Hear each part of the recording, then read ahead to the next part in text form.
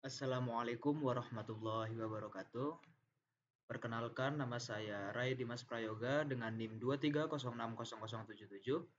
Di sini saya akan memaparkan materi mengenai modul makroekonomi Mankip. Nah, di sini saya akan menjelaskan tentang bab 9, yaitu pengantar fluktuasi ekonomi. Yang pertama adalah siklus bisnis. Fluktuasi jangka pendek dalam output dan kesempatan kerja atau employment disebut siklus bisnis. Nah, pada bab-bab sebelumnya, kita mengembangkan teori-teori untuk menjelaskan bagaimana perekonomian bergerak dalam jangka panjang. Sekarang, kita akan mencoba memahami bagaimana perekonomian bergerak dalam jangka pendek. Masuk ke GDP dan komponen-komponennya. Nah, apa sih GDP itu? GDP adalah tempat pertama untuk mulai ketika menganalisis siklus bisnis, karena merupakan ukuran terbesar dari kondisi perekonomian. Biro Penelitian Ekonomi Nasional atau NBIR adalah penentu resmi di Amerika Serikat. Apakah perekonomian mengalami resesi? Resesi tersebut bisa kita definisikan oleh suatu periode di mana ada dua penurunan berurutan pada GDP real. Nah, dalam resesi, baik konsumsi dan investasi menurun. Namun, investasi seperti perlengkapan bisnis, konstruksi, perumahan baru, dan inventaris bahkan lebih riskan terhadap penurunan. Next. Kita masuk ke hukum Okun. Nah, dalam resesi, pengangguran meningkat, hubungan negatif. Bila satu naik, yang lain maka akan turun, antara pengangguran dan GDP.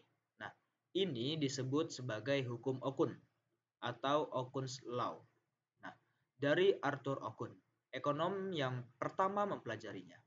Secara ringkas, ini didefinisikan sebagai perubahan presentasi GDP real sama dengan 3,5% dikurang 2 dikali perubahan tingkat pengangguran.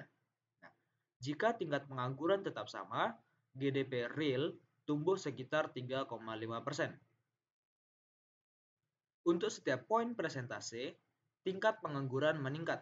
Pertumbuhan GDP real biasanya turun sekitar 2%.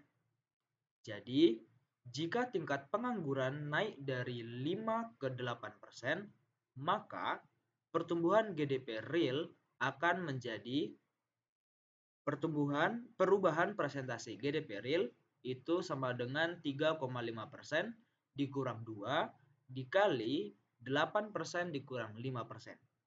Hasilnya adalah minus 2,5%. Dalam kasus ini, GDP akan turun 2,5%, mengindikasikan bahwa perekonomian sedang mengalami resesi. Kemudian kita masuk kepada indikator ekonomi utama. Banyak ekonom dalam bisnis dan pemerintah memiliki peran meramalkan fluktuasi jangka pendek perekonomian. Salah satu cara yang para ekonom gunakan untuk meramal adalah melihat pada indikator utama atau leading indicators. Setiap bulan, Conference Board, sebuah kelompok riset ekonomi swasta, mengumumkan indeks dari indikator-indikator ekonomi utama yang terdiri dari 10 seri data. Ini merupakan 10 seri data tersebut. Nah, indeks indikator-indikator ekonomi utama. Yang pertama, hari kerja rata-rata per minggu pekerja produksi industri manufaktur. Yang kedua, klaim mingguan awal rata-rata untuk asuransi pengangguran. Yang ketiga, pesanan baru barang konsumen dan material disesuaikan untuk inflasi. Yang keempat, pesanan baru barang modal non-pertahanan. Yang kelima, kinerja produsen. Yang keenam, pemberian izin gedung baru. Yang ketujuh, indeks harga saham. Nomor 8, jumlah uang beredar atau M2 disesuaikan untuk inflasi. 9, penyebaran tingkat bunga. Sebaran hasil antara surat utang berjangka 10 tahun dan surat utang berjangka 3 bulan. Kemudian yang terakhir, indeks harapan konsumen.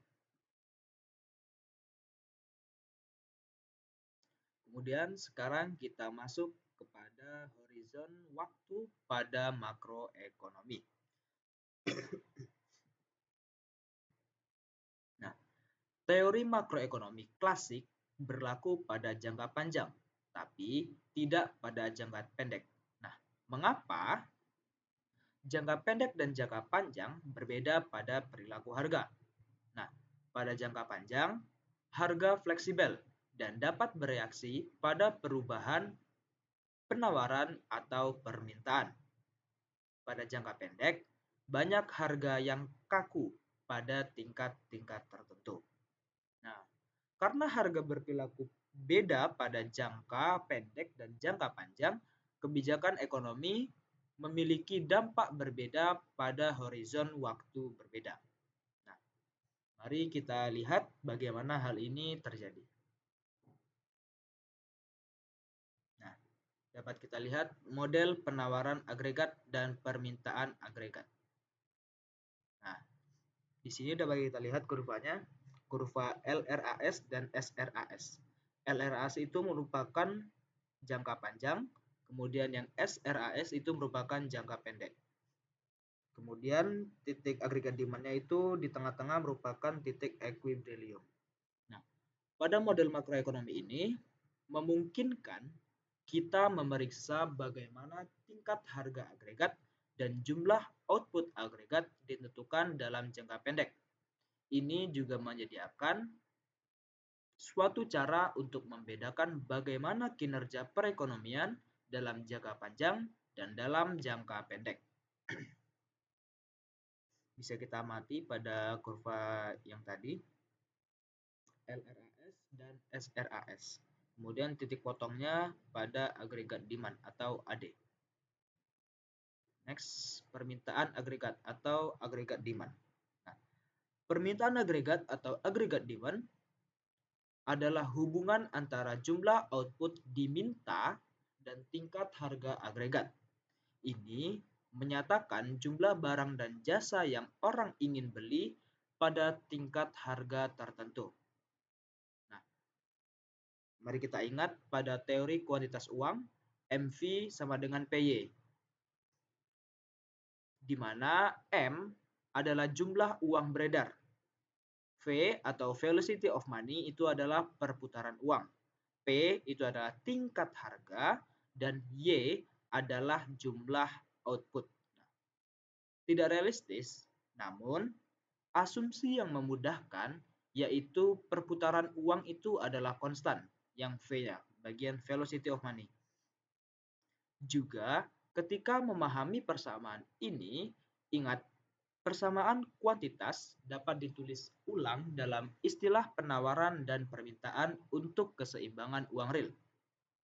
M atau P sama dengan M per P dikalikan dengan D sama dengan KY, di mana K itu sama dengan 1 atau V adalah parameter penentu berapa banyak uang orang ingin pegang untuk tiap dolar pendapatan. Di sini kita dapat asumsikan bahwa kita menggunakan uang dolar. Nah, persamaan ini menyatakan bahwa penawaran keseimbangan uang M per P sama dengan permintaan dan bahwa permintaan adalah proporsional terhadap output. Asumsi perputaran konstan sebanding dengan asumsi permintaan konstan. Asumsi perputaran konstan sebanding dengan asumsi permintaan konstan. Nah, akan keseimbangan uang real per unit dari output tersebut. Next, kita masuk ke kurva permintaan agregat atau agregat demand. Yang di garis vertikal itu merupakan tingkat harga dan yang garis horizontal merupakan output atau Y. Nah, kurva permintaan agregat atau agregat demand menunjukkan hubungan negatif antara tingkat harga atau P dan jumlah barang dan jasa yang diminta atau Y.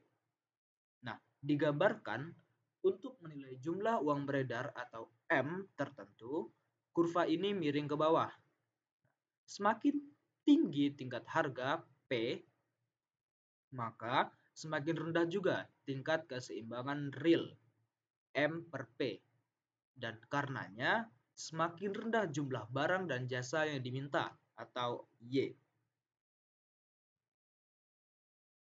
Seiring tingkat harga menurun, kita bergerak ke bawah sepanjang kurva agregat demand. Coba kita lihat di sini kurvanya.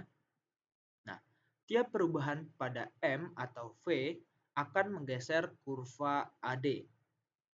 Nah, ingat, permintaan output real bervariasi berbanding terbalik dengan tingkat harga. Permintaan output real berbanding terbalik dengan tingkat harga. Y sama dengan MV P. Y-nya meningkat, maka P-nya akan menurun. Lanjut. Mengapa kurva permintaan agregat miring ke bawah? Nah, dapat kita pikirkan. Pikirkan tentang penawaran dan permintaan keseimbangan uang, real. Nah, jika output lebih tinggi, orang terlibat transaksi lebih banyak dan butuh keseimbangan real, M per P itu lebih tinggi. Nah, untuk jumlah uang beredar, M tetap. Keseimbangan real lebih tinggi berdampak tingkat harga lebih rendah. Sebaliknya, jika tingkat harga lebih rendah, keseimbangan uang real lebih tinggi. Tingkat keseimbangan real lebih tinggi memungkinkan volume transaksi yang lebih besar, yang berarti jumlah output diminta itu lebih besar.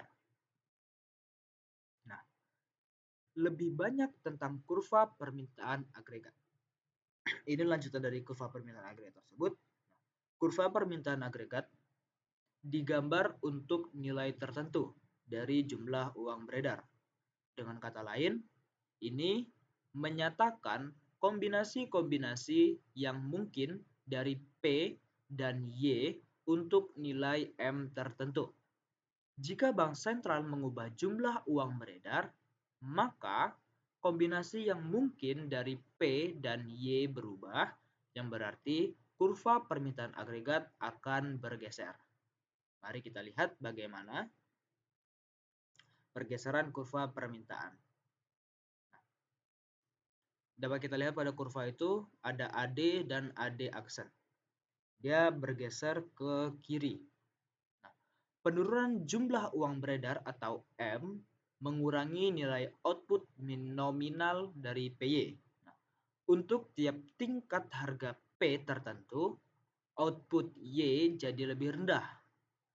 Jadi, penurunan jumlah uang beredar menggeser kurva AD ke dalam dari AD ke AD aksen, bergeser ke kiri, lebih ke dalam.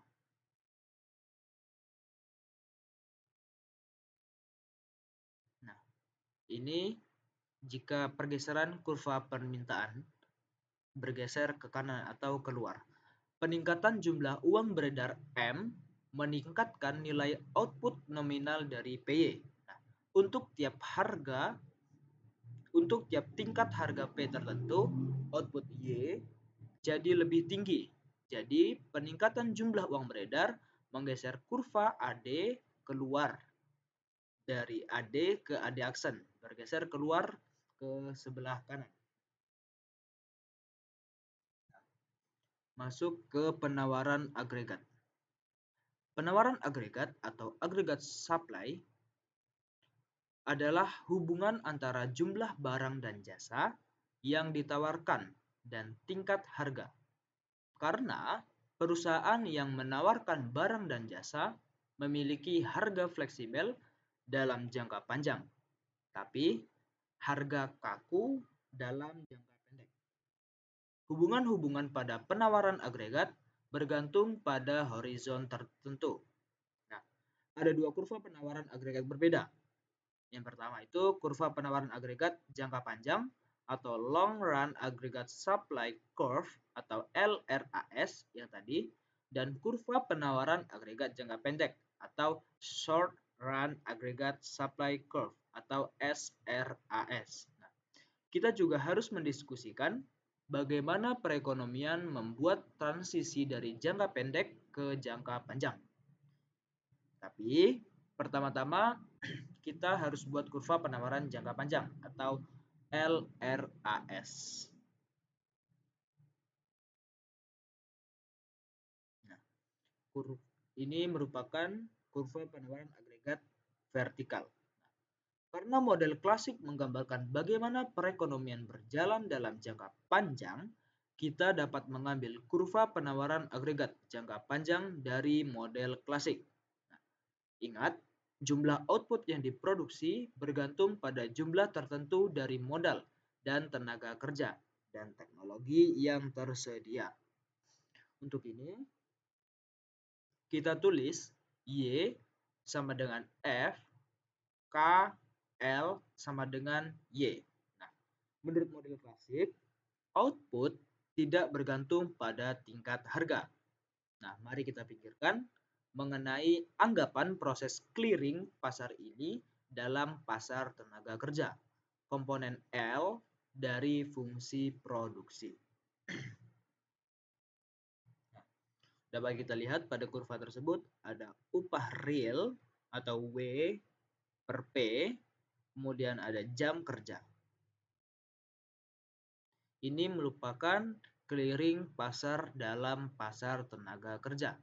Nah, kita mulai pada kesempatan kerja penuh N aksen dengan upah W per P itu 0. Kemudian kita lihat bagaimana pekerja bereaksi ketika ada kenaikan tiba-tiba pada tingkat harga. W yang kedua itu next. Nah, pada upah real baru yang lebih rendah ini, pekerja akan mengurangi jam kerja tersebut. Nah, ini merupakan N aksen yang kedua. Tapi, pada saat yang sama, pemberi kerja meningkatkan permintaan mereka pada pekerja. N aksen yang kedua. Apa yang akan terjadi setelahnya? Nah, dapat kita lihat pada kurva tersebut.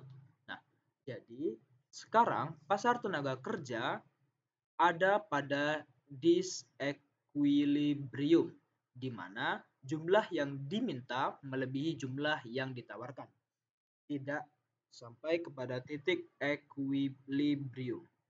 Oke, kita akan melihat bagaimana upah fleksibel akan memungkinkan pasar tenaga kerja kembali ke equilibrium. Pada kesempatan kerja penuh, N aksen, untuk mempekerjakan lebih banyak pekerja, pemberi kerja harus meningkatkan upah real ke 2W.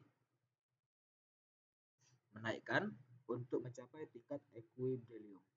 Oke, sebagai hasil dari 2W, lebih banyak pekerja diterima dan pasar tenaga kerja dapat bergerak kembali ke titik equilibrium atau N bintang. Oke. Ini merupakan kurva long run aggregate supply atau penawaran jangka panjang. Nah, mekanisme yang baru kita telaah akan membantu kita membentuk kurva penawaran jangka panjang kita. Seperti yang tadi rumusnya. Nah, kurva vertikal menyatakan bahwa perubahan tingkat harga tidak akan berdampak lama pada kesempatan kerja penuh. Ini dalam penawaran jangka panjang. Oke. Nah, kurva penawaran agregat vertikal memenuhi dikotomi klasik karena menunjukkan tingkat output tak tergantung jumlah uang beredar. Tingkat output jangka panjang ini, Y, disebut kesempatan kerja penuh atau full employment atau tingkat output alami. Nah, ini adalah tingkat output di mana sumber-sumber daya perekonomian dikaryakan sepenuhnya atau lebih realistis, di mana pengangguran berada pada tingkat wajarnya. Oke? Penurunan jumlah uang beredar menggeser kurva permintaan agregat ke bawah dari AD ke AD aksen. Karena kurva AS vertikal dalam jangka panjang, penurunan AD mempengaruhi tingkat harga, tapi tidak tingkat output. Oke. Jangka pendek, kurva penawaran agregat horizontal. Tadi yang vertikal, sekarang kurva horizontal. Nah, ingat, kurva LRAS vertikal mengasumsikan perubahan tingkat harga tak berdampak lama pada Y karena proses clearing pasar, yang jadi model untuk memeriksa jangka panjang, tapi kita butuh teori untuk jangka pendek. Nah, didefinisikan sebagai interval waktu di mana pasar tidak sepenuhnya bergerak ke arah keseimbangan.